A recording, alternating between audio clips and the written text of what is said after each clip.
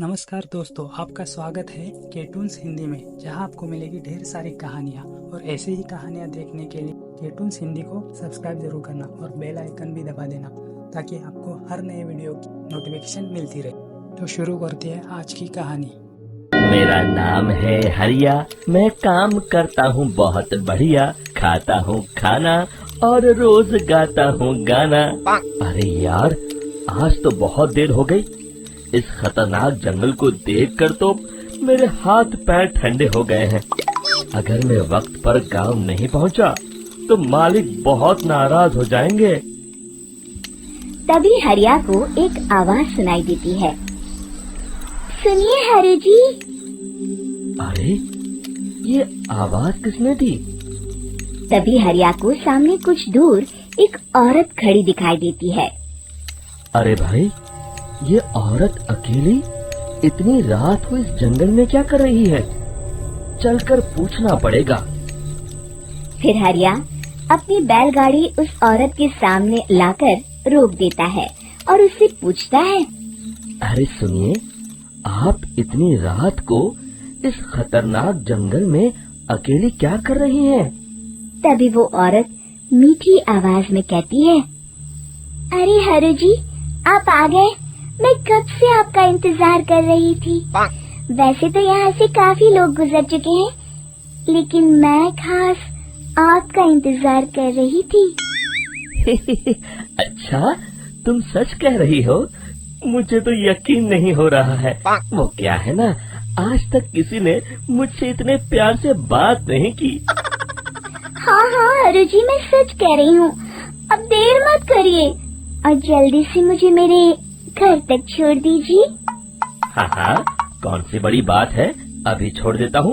आप मेरे पीछे बैलगाड़ी में बैठ जाइए और मुझे रास्ता बताते चलिए। फिर वो औरत हरिया की बैलगाड़ी में बैठ जाती है और हरिया बैलगाड़ी हाँकता हुआ आगे चल पड़ता है। फिर उस औरत के बताए हुए रास्ते पर चलते चलते हरिया बैलगाड़ी लेकर एक काली गुफा के आगे आकर रुक जाता है। हरिया उस औरत से पूछता है, हाँ देवी जी, आपका घर कहाँ है? यहाँ तो एक गुफा के अलावा और कुछ नहीं है। तभी अचानक वो औरत हवा में उड़ने लगती है। देखते ही देखते उसका सुंदर रूप एक डरावनी चुड़ैल में बदल जाता है और वो जोर जोर से हंसती है। अरे तू तो एक नंबर का बेवकूफ निकला। तू तो बड़ी आसानी से मेरी बातों में आ गया। अरे मर गया रे, ये तो एक चुड़ैल है। हे भगवान बचा ले, ये तो बड़ी डरावनी दिखाई दे रही है। और फिर अगले ही पल हरिया की बैलगाड़ी में रखा सारा सामान हवा में उड़ता हुआ उस काली गुफा के अंदर चला जाता है और वो चुड़ैल भी उस गुफा के अंदर जाकर कहीं गायब हो जाती है। हरिया ये नजारा देख बुरी तरह घबरा और परेशान हो जाता है। अरे, ये चुड़ैल तो मेरा सारा सामान लेकर गुफा में गायब हो गई। अब क्या होगा? अगर मैं गांव खाली हाथ गया तो मालिक मेरी अच्छी खबर लेंगे। मेरी इस बात का कोई यकीन भी नहीं करेगा। फिर आखिर वही हुआ। हरिया के मालिक चंपक सेठ को हरिया की किसी भी बात पर रत्ती भर भी यकीन नहीं हुआ। चंपक सेठ को लगा हरिया झूठ बोल रहा है और उसने ही लालच में आकर सारा सामान हड़प कर लिया है। फिर हरिया को बेईमान समझकर चंपक सेठ उसे काम से निकाल देता है। अगले दिन अपनी दुकान में परेशान बैठा चंपक सेठ गुस्से में बड़बड़ाता है, अरे, दुकान में तो सामान बिल्कुल भी नहीं है। अब मुझे ही शहर जाकर सामान लाना होगा। फिर वो अपनी बैलगाड़ी लेकर शहर चला जाता है। शहर से सामान लेकर जब चंपक सेठ वापस गांव लौट रहा होता है, तभी उसे एक आवाज सुनाई देती है, चंपक जी, ओ चंपक जी। अरे, ये तो कोई मेरा नाम लेकर मुझे पुकार रहा है। फिर उस रास्ते में वही औरत खड़ी दिखाई देती है। फिर क्या था, हरिया की तरह चंपक सेठ भी उस औरत के पास अपनी बैलगाड़ी लेकर जाता है और वो भी उसकी चिकनी चुपड़ी बातों के मोह जाल में फंस जाता है। फिर चुड़ैल उसे भी अपनी गुफा तक ले जाती है और उसका सारा सामान लेकर गुफा में गायब हो जाती है। बेचारा चंपक सेठ लाचार होकर खाली हाथ गांव लौट आता है। फिर ये उस जंगल में रोज की बात हो जाती है।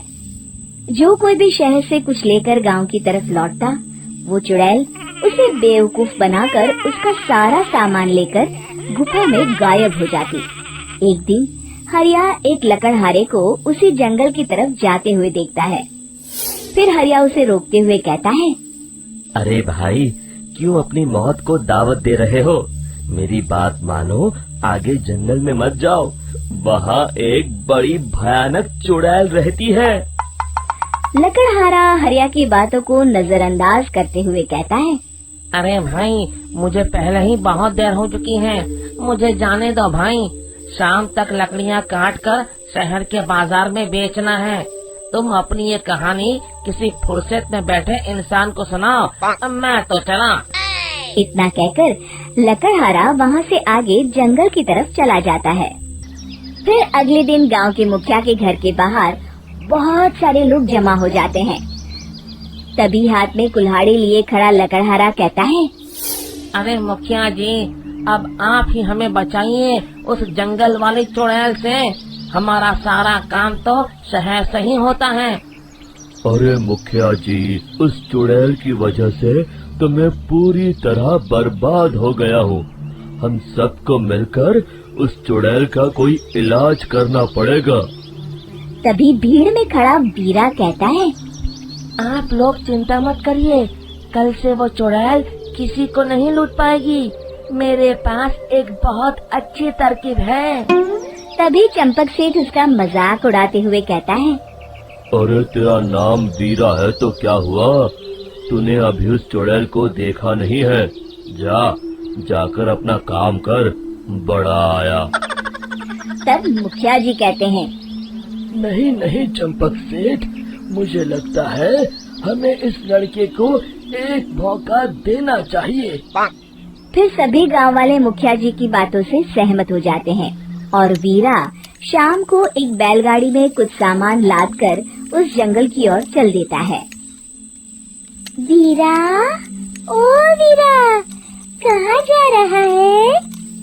तभी वीरा मुड़ के देखता है, वही चुड़ैल एक औरत के रूप में खड़ी है। अरे बहन जी, मैं आपको ही ढूंढ रहा था। देखिए, मैं आपके लिए क्या लाया हूँ। अरे वाह, तो खुद मेरे लिए इतना सामान लाया है। तू ही अकेला गांव में समझदार है। जरा देखो, मैं भी खोल के, बड़े भूख लगी है। जैसे ही चुड़ैल उस सामान पर से कपड़ा हटाती है, एक भगवान शिव की तेज रोशनी उसके अंदर मूर्ति से निकलती है और चुड़ैल अपने असली रूप में आकर जलने लगती है। अरे मैं जल रही हूँ, बचाओ! बचाओ!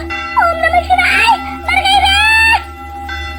देखते ही देखते वो चुड़ैल राख के साथ उड़ जाती है और सभी गांव वाले भी वहां जाते हैं।